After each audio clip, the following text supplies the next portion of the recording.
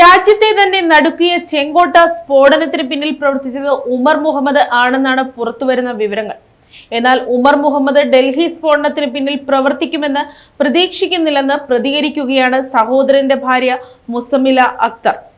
ഉമർ ശാന്ത സ്വഭാവക്കാരനാണ്, വളരെ ബുദ്ധിമുട്ടി പഠിച്ചാണ് ഡോക്ടറായതെന്നും അവർ പറഞ്ഞു.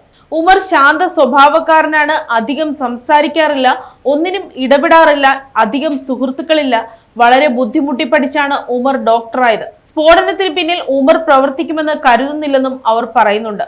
കഴിഞ്ഞ വെള്ളിയാഴ്ചയാണ് അവസാനമായി സംസാരിച്ചത്. അവനെ ഡോക്ടറാക്കുന്നതിനായി ഒരുപാട് കഷ്ടപ്പെട്ടിട്ടുണ്ടെന്നും സഹോദരന്റെ ഭാര്യ പറയുന്നു.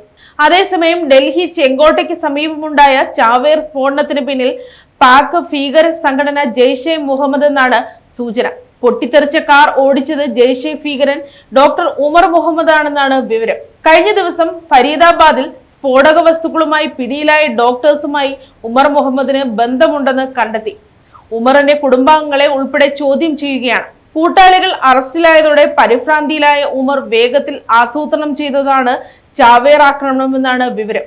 ഉമറിനൊപ്പം കാറിൽ മറ്റാരെങ്കിലും ഉണ്ടോ എന്നും പരിശോധിക്കുന്നു. ഇയാളുടെ മാതാവും സഹോദരങ്ങളും ഉൾപ്പെടെയുള്ളവരെ അന്വേഷണ ഏജൻസികൾ കസ്റ്റഡിയിലെടുത്ത് ചോദ്യം ചെയ്യുകയാണ്.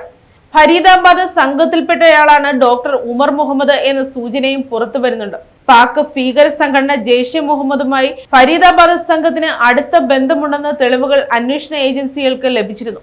News desk, Kottarakkara media.